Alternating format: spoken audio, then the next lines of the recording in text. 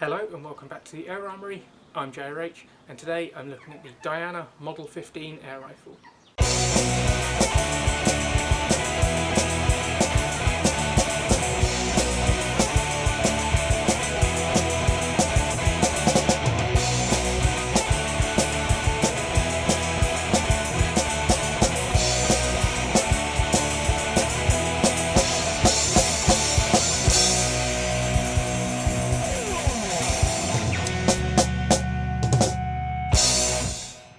There are three versions of the Model 15 air rifle, so to put them into context we first need to look at the history and chronology of the Diana company.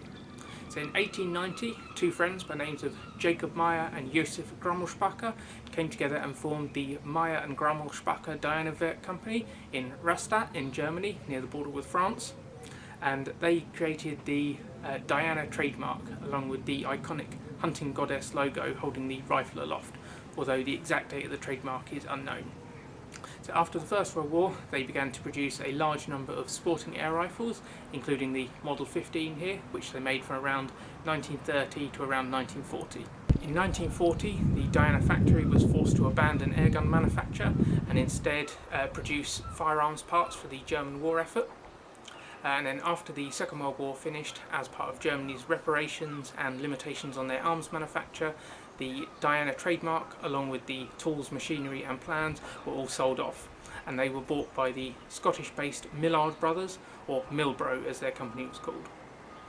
So in 1949 Milbro began making air guns, and in the early 50s to the early 80s they produced the Diana Model 15.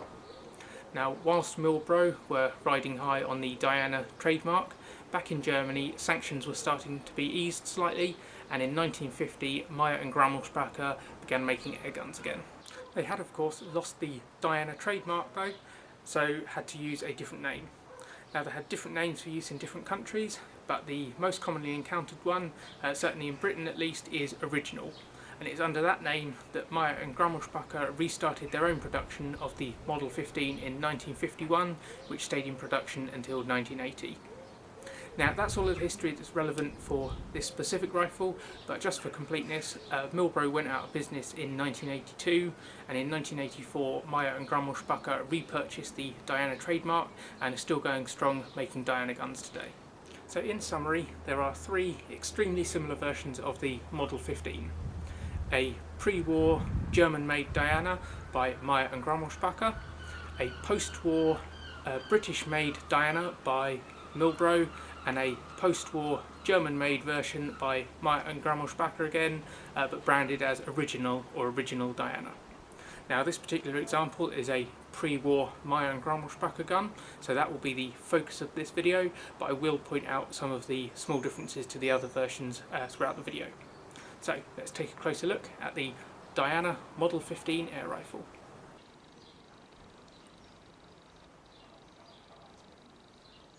The Diana Model 15 is a break barrel spring piston air rifle. It's 32.5 inches or 83 centimeters long, and it weighs just over 2.4 pounds or 1.1 kilograms. And given its relatively small size and weight, it's clear that this is a youth rifle.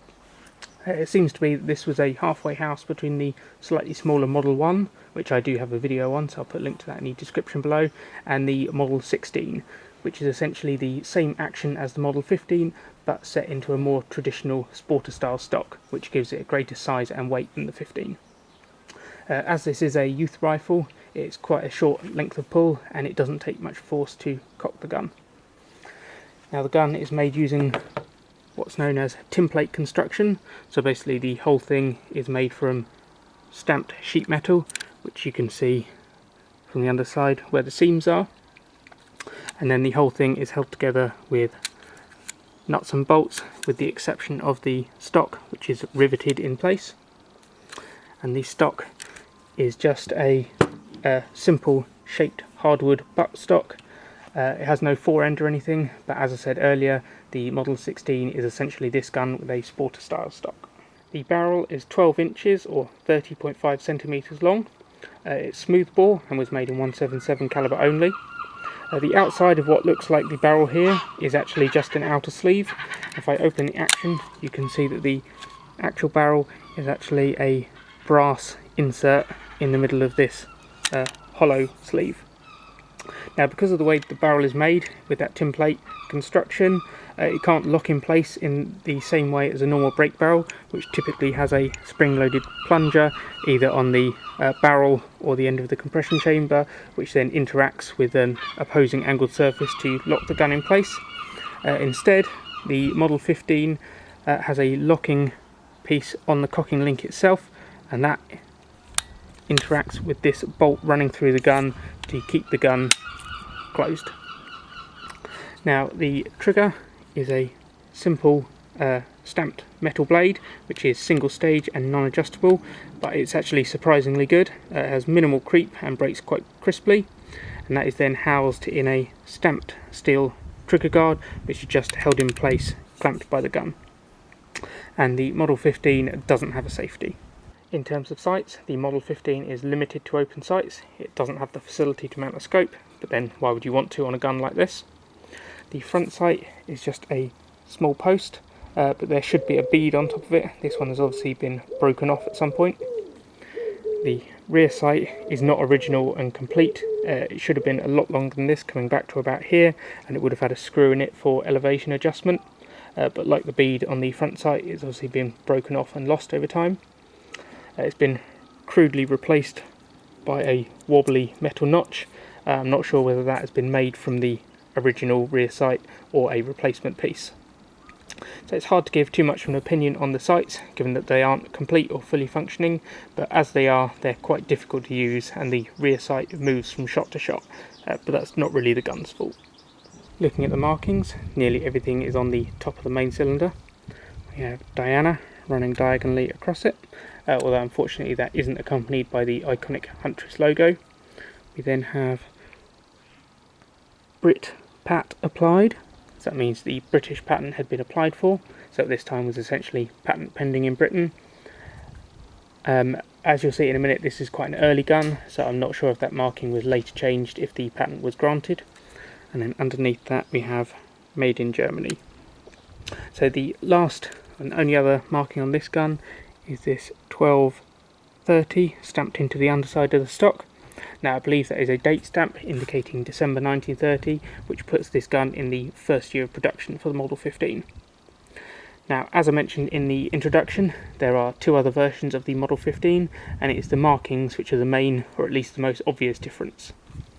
So on the Milbro version, it still says Diana across the top, but that one does have the Huntress logo, and it says Made in Great Britain instead of Made in Germany, along with the model designation. Those guns are marked Mod 15, and they also have Diana Made in Great Britain on either side here.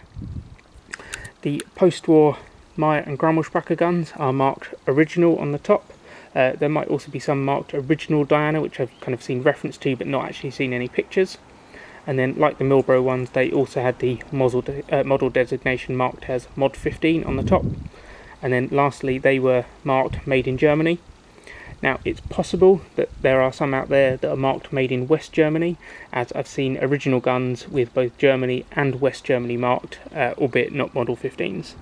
I'm now going to test the accuracy and power of the rifle. Now, in terms of the ammunition I'm using, before the video I did do some testing with the rifle with different types of ammunition to see what worked best. I tested lead balls, slugs and Diablo pellets. The lead balls were these modern 8.18 grain Gamo ones.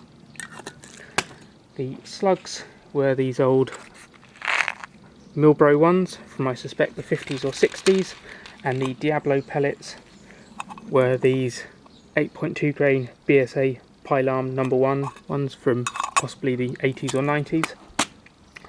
I found that the Diablo pellets perform the best, both in terms of accuracy and fit in the barrel, so I'm going to use those for my accuracy and power tests. Now, I know the BSA pellets aren't the best out there, but they ran quite nicely in this gun. Now, I'm first going to test the accuracy by firing 10 of those BSA pellets at one of these 14cm square targets at a distance of around 12 metres.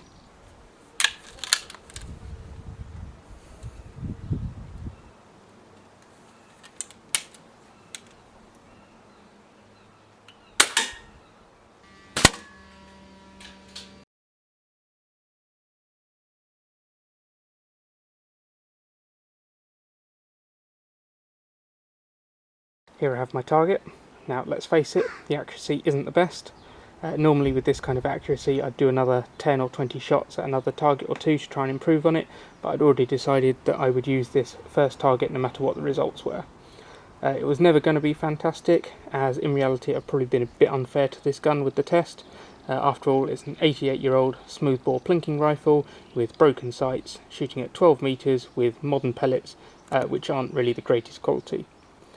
Because I couldn't adjust the sights, I had to hold low and to the right, so I had to create an aim point with what I had to hand. So as you can see from this photo, I was actually aiming at a very small apple on a stick. I'm now going to test the power by firing another 10 of those 8.2 grain BSA Pylon No. 1 pellets over the chronograph.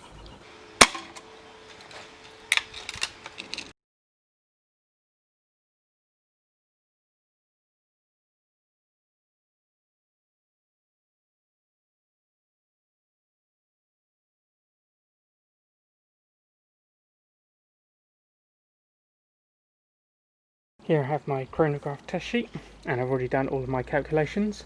Now with those 8.2 grain BSA Pylon No. 1 pellets, I got an average velocity of 349.04 feet per second, with a spread of 57.3 feet per second, the highest being 372 feet per second, and the lowest being 314.7 feet per second. So using that average of 349.04 feet per second, that gives me a power of 2.22 foot-pounds. Now unfortunately I don't have any confirmed data on what power the Model 15 should have achieved when it was new. Presumably slightly more than this one is currently putting out, but probably not significantly more. You can tell from the small diameter of the main cylinder that this doesn't have a very big mainspring in it, so it was never intended to be particularly powerful. So there you've seen the Diana Model 15 air rifle. Now this is only the second pre-war tin plate Diana I've used, the other being the Model 1, which I mentioned earlier on.